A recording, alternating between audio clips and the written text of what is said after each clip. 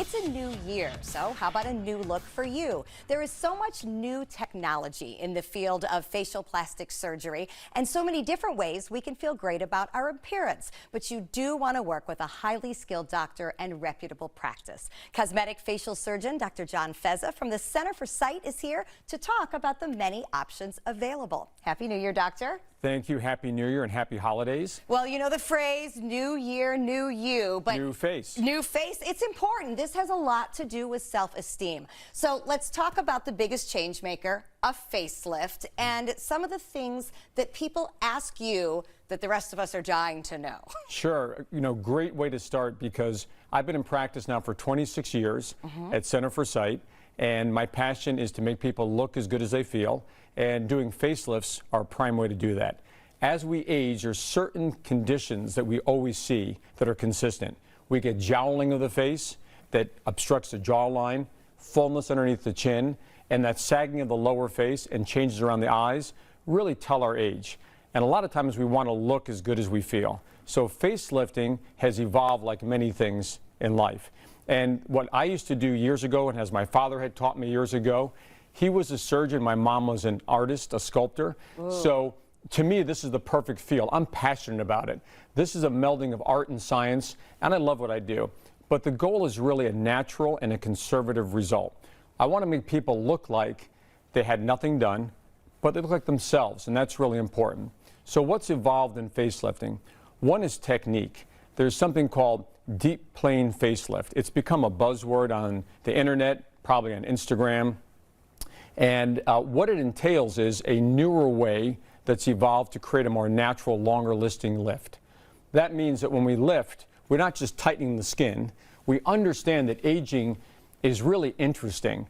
The facial skeleton shrinks, the fat pads atrophy, and once we understand these things, we understand that we have to treat some of these factors. So when we age, we would like to add some volume back to the cheeks as we lose volume. A lot of times we use your own fat, and fat's free. You've earned it. So we use it, we put it back into the cheeks or the chin to create a better balanced profile. And a deep plane facelift, what we're doing now is not only treating the muscles which sag over time. It makes sense, Stephanie. As we age, it's not just your arm that gets loose skin and fat and muscle. It's your face, too. So we actually tighten the muscles of the face deeply.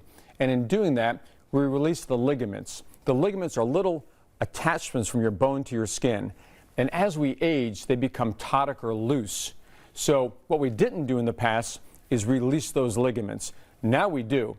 The analogy would be sort of like a house. If you want to lay carpet down and you had carpet tacks in, you could pull that carpet, but you're going to get buckles in the carpet. Right. If we release the tacks, we could smooth the carpet down in a much better way. So you've learned over the years how to make things better. What about incisions? Incisions are important too. So once the ligaments are released and the muscles are tightened, we have extra skin, and that's got to go somewhere. So we make incisions around the ear, and they're hidden in creases.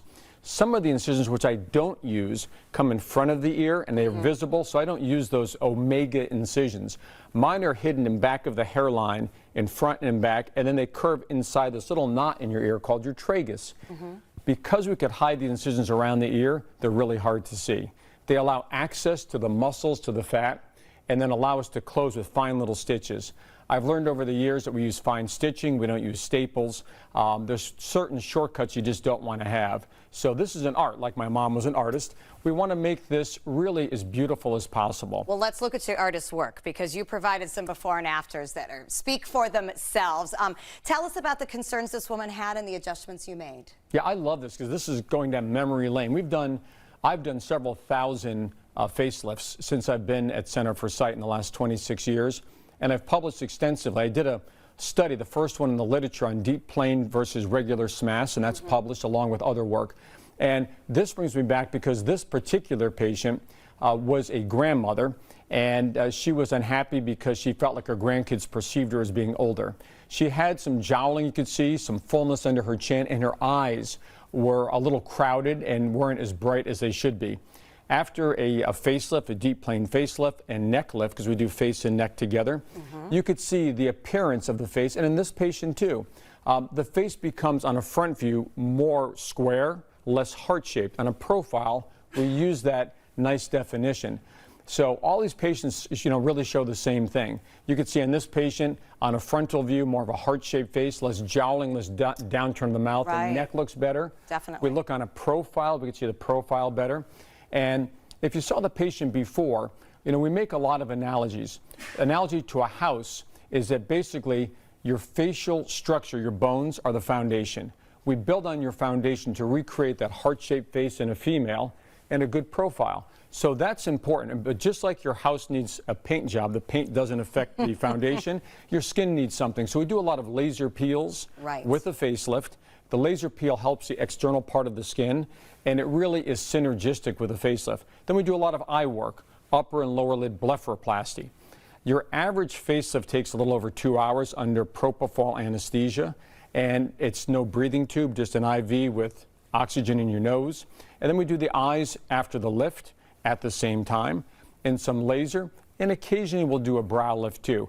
Brows have really not been as popular because they could change in appearance, and we really want to make people look natural and not done. That's really important to me. This is so much to think about, but you just answered the questions that we all wonder. What can we do when we want to feel better about our outward appearance? There are so many different techniques and some great aesthetic technology that you can find with Dr. Fezza by going to faceliftsbyfezza.com. We'll be right back.